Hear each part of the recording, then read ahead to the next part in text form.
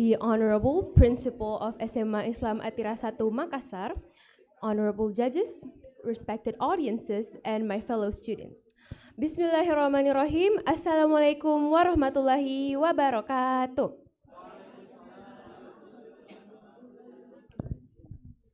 My name is Nadia Azhar, and I'm a 12th grader at SMA Islam Atira 1 Makassar.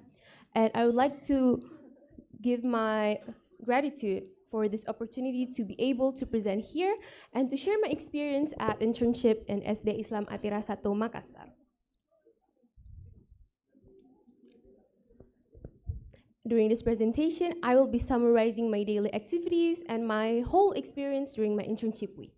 So I did my internship from September 15, 2025 to September 19, 2025, which is about a week. And I did this in SD Islam Atira 1 Makassar. And my main focus first is to observe, to assist, and to teach. And I taught the 3rd grade, specifically the bilingual class. Now, SD Islam Atira 1 Makassar was established under Yayasan Haji Kala that integrates Islamic and modern education. And this school provides bilingual classes, which is a standout for me because it is uncommon for schools, especially elementary school, to have bilingual programs. So this is what intrigues me to do my internship in this school. I also set some goals during my journey, which are to understand real classroom dynamics. Second is to practice communication and leadership. And third is to gain experience to staying and teaching, and then to develop creativity to teaching. And most importantly, I wanted to learn some bilingual teaching strategies. I started my internship on Monday, and on Monday, I mainly observed the class dynamics and the teaching style, just to know what I'm getting around with. And I assisted during lessons, since that day students was teaching science, so I helped them understand some new science concepts and biology. And on Tuesday, I accompanied the students to mini theaters since there was an event that day.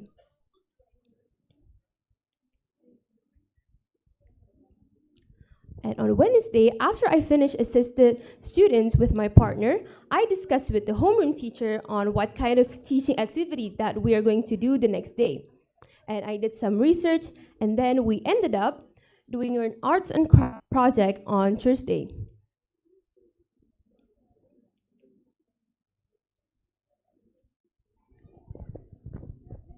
So on Tuesday, we ended up doing an arts and craft, which is a paper and stick fan project. So the reason why I chose arts and craft is, since this is a rare opportunity for me to teach, there are a lot of students, and therefore there are a lot of learning styles. And we also get tested on this by the start of the school. There are 3 main learning styles, which is auditory, visually, and kinesthetically.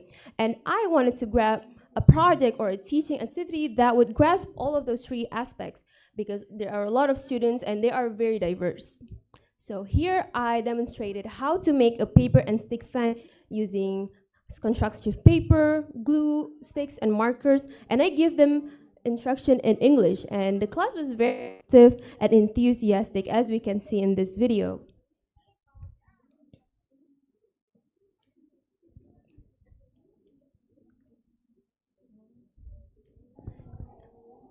And on Friday, the students were preparing for their midterm exam. So unfortunately, there was no teaching activity was conducted. And this was also the final day. So we ended up saying our goodbye to the kids, and then we left.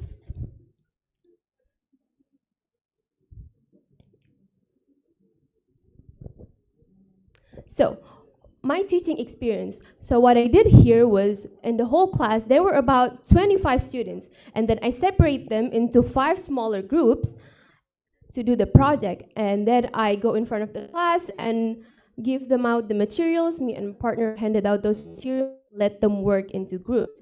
And then I demonstrated the step-by-step process by giving them clear instruction in English. And the class was very active and engageful. And I also check in once in a while with my partner just to make sure nobody is left behind or if they needed some help.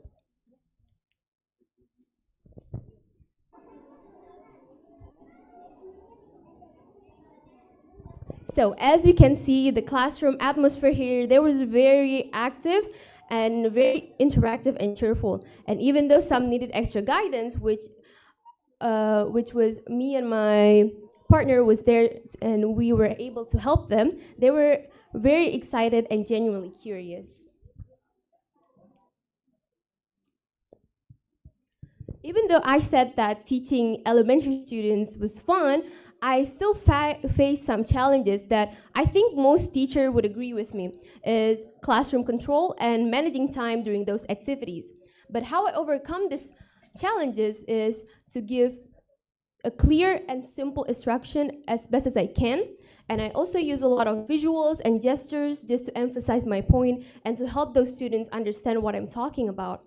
And I also work closely with my partner. So we divided our tasks just to use time more efficiently. And then we even ask help from our supervisor when things get really distracted or when the kids get really distracted.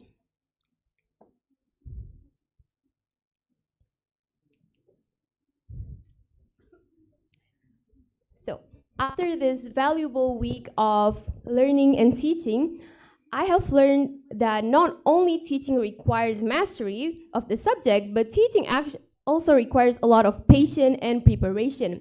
And is that also that kids learn their best when they're having fun because they are just genuinely more compassionate. They are more passionate and genuinely interested and curious about the subject.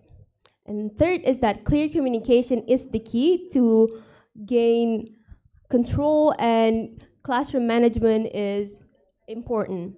And then last is that bilingual teaching actually improves engagement in students because they're active thinking and engaged.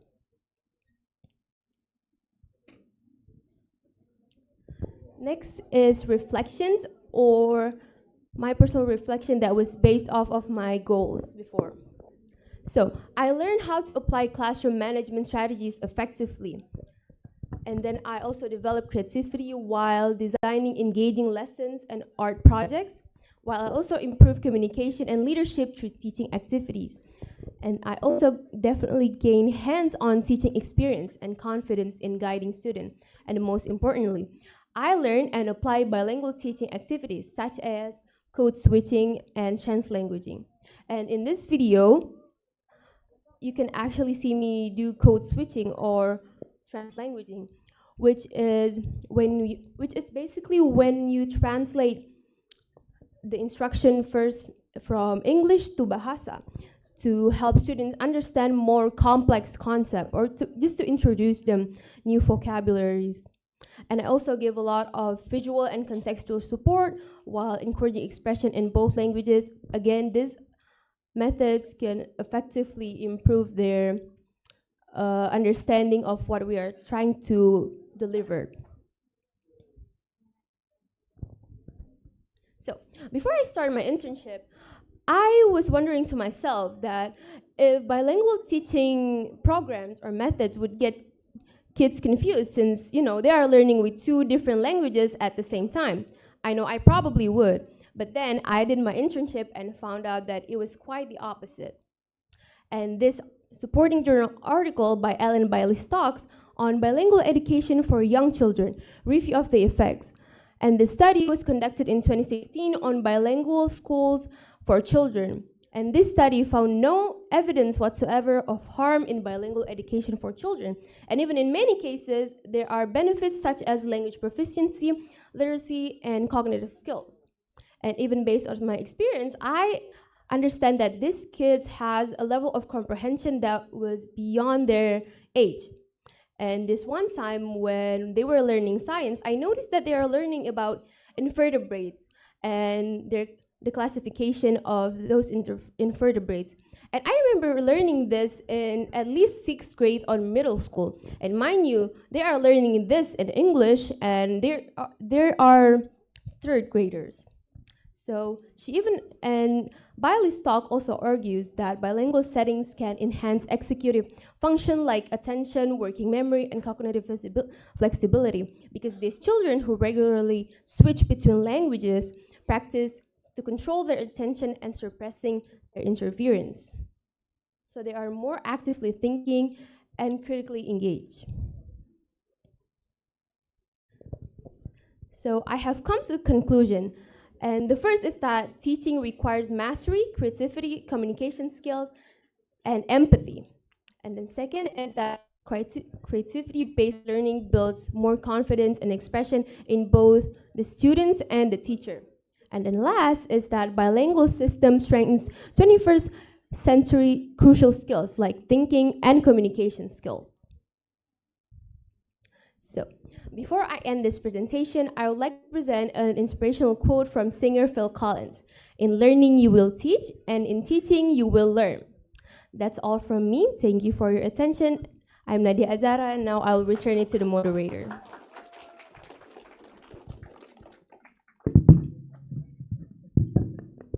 Thank you, Kanadia, for the beautiful presentation. Now, to the examiners then and audience, we will open the floor for a brief Q&A session. But we will start with a question from the examiner, Miss Ibu Syahrianti, SPD, MPD, GR. The examiner, the time is yours. Okay, thank you so much. Assalamualaikum warahmatullahi wabarakatuh and good morning. Good morning, Miss. Okay. Nadia ya. Hi Nadia. Hi. Hi. Okay.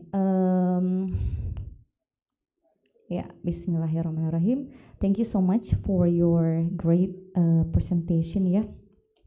Actually, I'm really interested in your internship program that you participated in, especially since it was held at SD Islam Atira 1 Makassar ya, and that's one of my beloved school unit ya in Atira.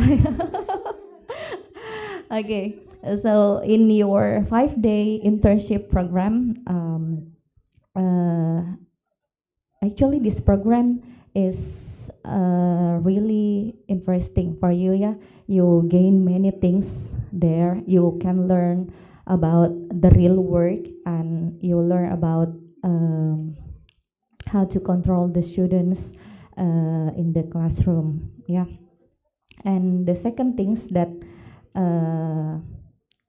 I can say to you that you gain many valuable lesson. You gain many valuable experience related to the children.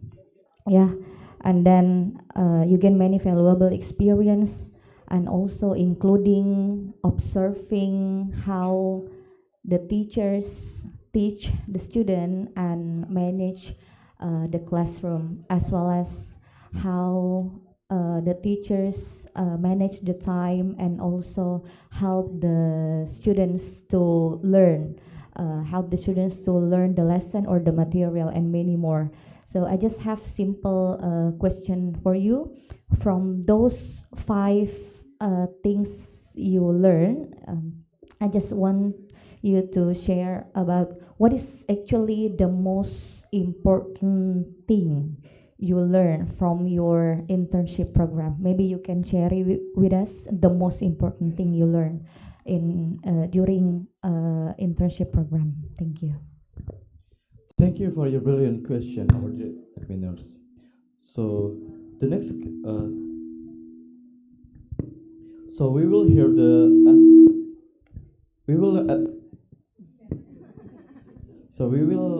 the answer from Kak Nadia. For Kak Nadia, the time is yours. Thank you so much for your question, and I would like to answer your question now. So what is the most important thing that I have learned during my experience? Even though that I said that I wanted to learn bilingual teaching strategies, what my main takeaway from this internship program is that teaching requires a lot more than being able to understand the subject that you are going to tell the kids and the children, the students. And it is not as easy as it sounds like, but it is our job as educators to help deliver those lessons really and to make the children really learn. And we find, and I personally find joy when the students actually get an understanding of what I'm going to teach, because that just says a lot, and that means that I can help them understand and to help them improve their understanding of the matter of subject.